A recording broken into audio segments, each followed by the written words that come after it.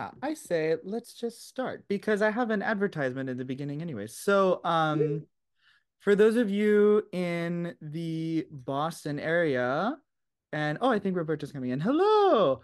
Um, Perfect timing because Roberto is the one that shared this with us. So for those of you in the Boston area, the Reischauer Institute at Harvard is doing this event tomorrow in person, the popularization of the 100 Poets in Edo period Japan. So it's based on the Hyakunin Isshu collection that we've talked about a couple times. And they're bringing in Joshua Mostow, who is one of the foremost scholars of Hyakunin Isshu in the English language, based in Canada.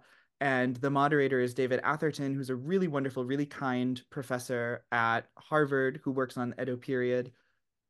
It promises to be a really cool event. I wish I could go. I personally can't because I have my own BU event that I have to be a part of at that time. But if anyone else can go, you should really try and make it. It's going to be really cool, I'm sure. So yeah, just wanted to share that. But yeah, let's begin. So we read the rest of The Ink Dark Moon, focusing on the poetry of Izumi Shikibu, as translated by Jane Hirshfield. So hope you liked it as much as the Komachi. A little bit about Izumi Shikibu. She was a mid-Heian period poetess. She lived around, actually not around, she lived exactly at the same time as Murasaki Shikibu, author of Tale of Genji, right? And they both had the same job. They both worked for the Empress Shoshi in her literary entourage. So they definitely had close interactions. Her life was filled with romantic intrigue. She had many lovers, and many husbands.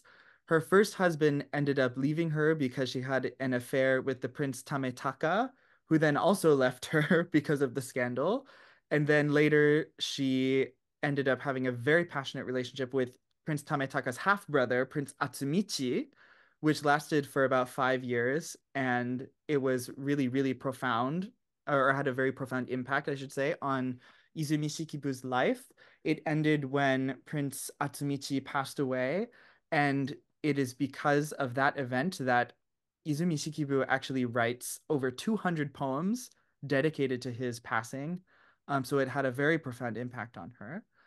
And she would later go on to have yet another husband, but it seems that Prince Atsumichi and her relationship with him was the most important of her life, I would say at least.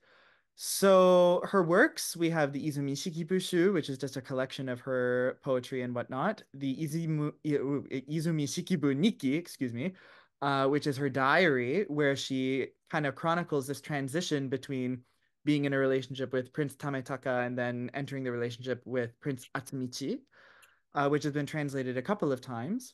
And then I also have the Uji chapters from the Tale of Genji up here. Now, this is a or this is a topic that is hotly debated by scholars. There are those, and I will confess that I am one of these people who say that, of course, Murasaki Shikibu wrote the entire Tale of Genji, including the Uji chapters. She wrote everything. But there are some who believe that the Uji chapters, which came later, after the rest of it was written, of course, were written by a different author because there are certain stylistic changes that happen. And usually these people say that the person who wrote them was Izumi Shikibu. However, there's also a lot of stylistic connections between the two sections. So we don't know for sure, but it's a topic that is really hotly debated by some scholars. So I thought I would mention it here. Izumi Shikibu's poetry is known for being very sensual and yet also filled with Buddhist sensitivity. She was a woman for whom romance and her passion and her desires were very important, yet she was also very religious and she contemplated becoming a nun. So her poetry, some of them are very almost erotic, and then others are very spiritual. So she has this interesting, excuse me, juxtaposition that we can see in her work. And then in terms of her legacy, she is represented in the Hyakunin Isshu.